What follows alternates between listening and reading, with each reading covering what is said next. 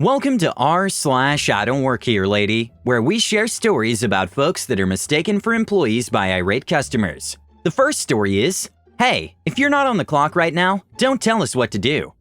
I just discovered this amazing sub, and I'm very excited to share a story with you all that happened over a year ago. I had just moved to a new neighborhood in my city, so I decided to wander through a few bars to scope out the best places. After reaching a small, quiet, comfortable bar, I decided to take a seat, read a book, and sip on some wine. Plus, it was 6 p.m., so I caught happy hour. The bartender Meg was really sweet, and we had a few quick conversations about the book I was reading. Not too long after I arrived, 2 women and 2 men walked in, all probably in their late 20s, all dressed pretty nice. They sat at a table a fair distance away from me, placed their order, and began what I can only describe as loud, ignorant public displays of entitlement. Within the next half hour, the table repeatedly called for the bartender Meg from across the room while clapping their hands for her, as you would for a dog.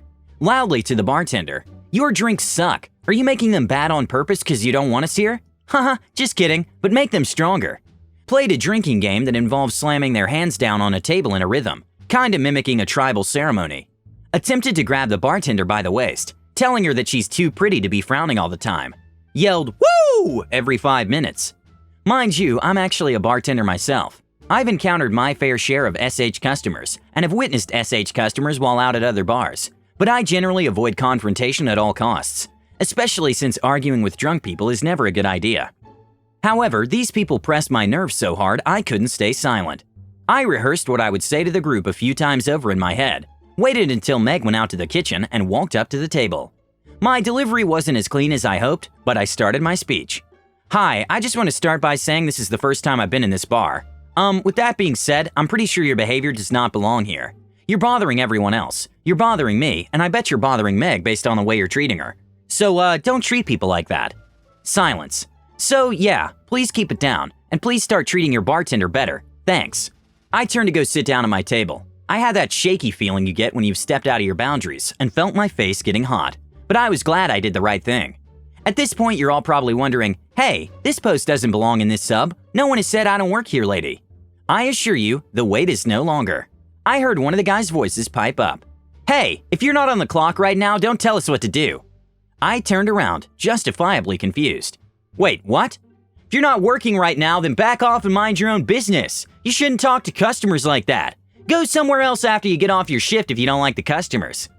I'll add here, the rest of the table now seemed really embarrassed, just as confused as me, and were avoiding eye contact at all costs.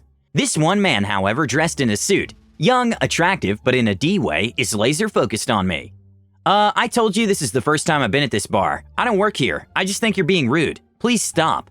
"Oh, come on. You knew Meg's name. You two are all chummy over there, and she probably put you up to this."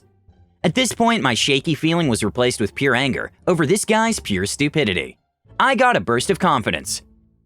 "Listen, I don't work here. I'm actually a bartender at another bar, but even if I did work here, it wouldn't matter. You guys are being a-holes and need to knock it off. So stop yelling and be nicer to your bartender." "No, you just don't want to get in trouble by your manager for being rude to customers. Where is your manager?" "My manager's in another part of the city because I don't work here, moron. Look, it's clear your friends agree with me. They're obviously embarrassed by you right now. This conversation is over. F off." I returned to my seat, felt that hot, flustered feeling creeping back, and decided to quickly put cash on the bar that I knew would cover my bill, gather my things, and leave, all while the guy is loudly talking SH on me to his silent friends.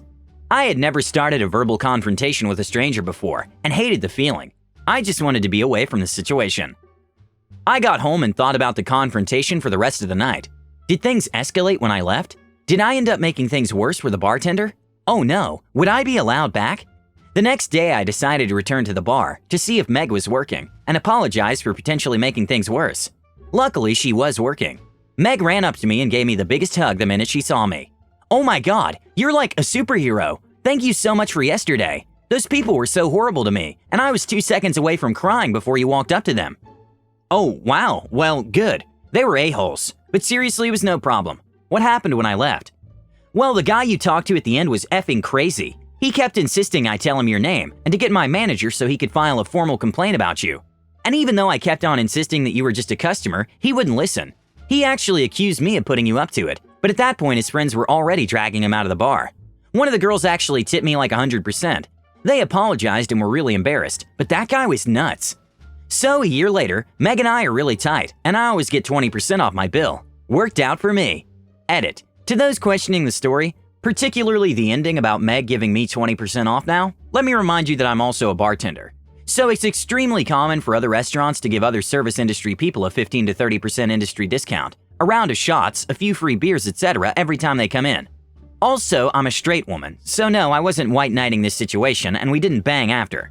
The second story is, no, I'm not a delivery driver, get the heck out of my car.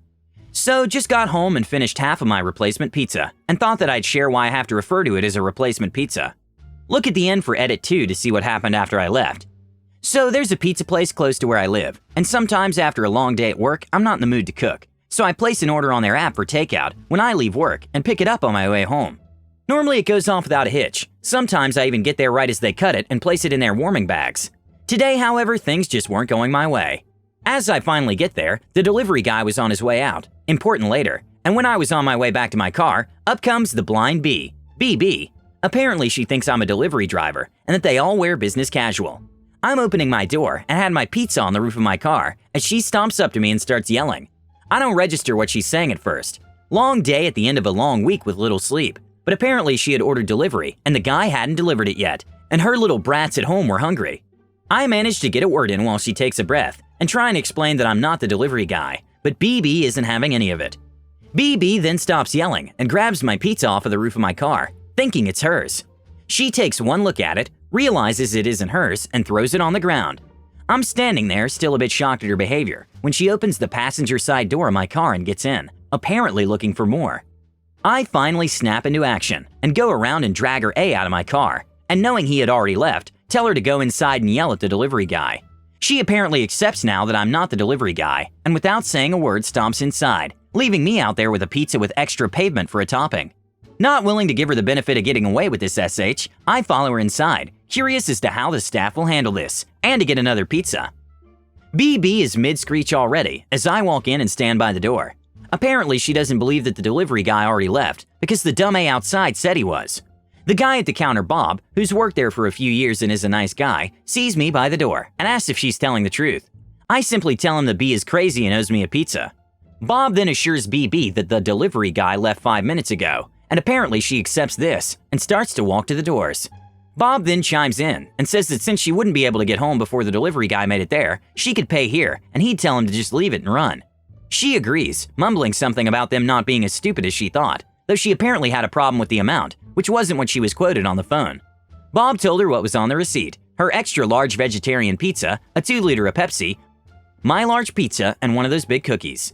BB goes ape SH at Bob, asking what the F he was thinking trying to pull that.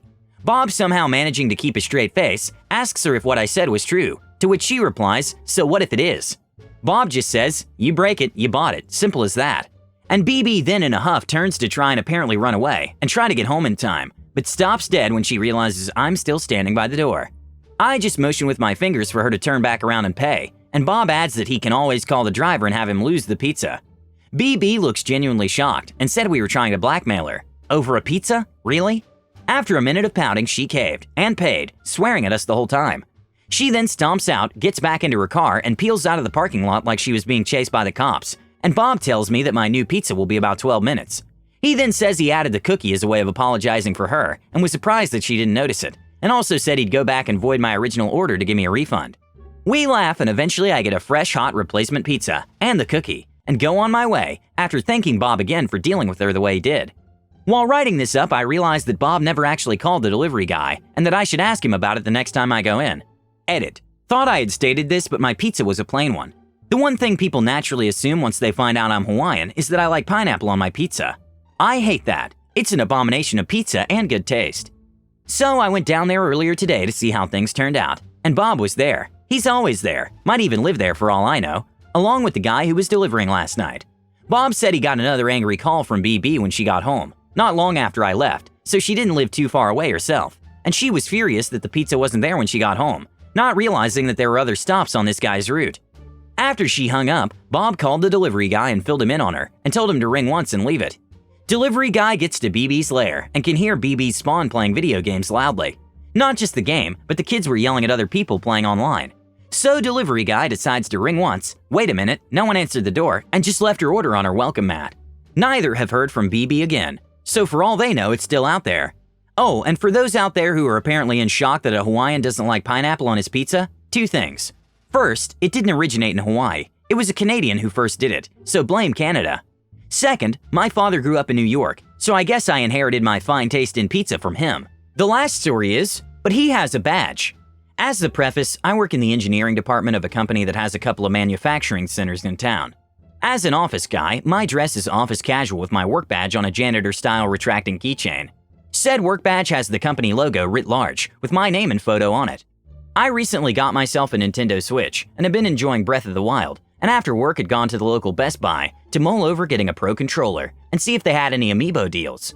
While crouched down looking at the controller display, a kid about 6 or 7 years old walks up to me and says, "Excuse me, is this the Nintendo aisle? Because it's my birthday soon, and my mom said I could get a Wii game, but only if it's not a violent game like my uncle got me, because violence and explosions are bad," in one breath. I let him know it's the Nintendo aisle and point him at their Wii selection. Looked like maybe 2 games. I thought nothing of it. Little cute excitable kid. Then it happened. Mom came over. I heard her say, "You need to show me where all your Wii games are." I decided against the Pro Controller just yet, put it back on the shelf and started to walk away. "Excuse me, are you even paying attention?" I turned to look at her and apologized. "Oh, I'm sorry, I don't work here, but I think that rack where the boy is all the Wii games they have." You do work here. You help my son and have a badge on." "Ma'am, the badge is for the manufacturing company across town, and I'm just off work and late getting home." I started to walk away when she grabs my arm and starts screaming, "I need a manager!" over and over, while her kid is still enthralled in whatever Wii shovelware was still on the shelves. I had to twist my arm out of her hand and took a step back. By that point, 2 yellow-shirted security employees and a couple of blue shirts came up. She's going on about how I was going to get fired and had threatened her. One of the security guys got between us, and the other pulled me aside to talk. Mike was cool as I gave him the quick rundown. The whole time I'm doing that, crazy lady keeps getting louder and more absurd. I was up to attacking her and her son, just because he wanted a game. The other security guy finally told her to be quiet for a moment. They had been watching the cameras. That guy never touched you or your child, and he doesn't work here. But he has a badge. He has to help out if he has a badge. It doesn't matter. Security guy Mike suggests that while she's distracted, I make my way out of the store, and I take him up on the offer. I came in a week later to again ponder Switch accessories, and as I'm walking in, there's security guy Mike, and he has a flash of recognition. "Hey, you have a badge. You gotta work here." We got a chuckle out of it, and then he said that she continued to argue with the other security guy for 10 minutes, until they had to have her trespassed out by the cops. And that when the police showed up, one officer already knew her by name. Thank you for watching.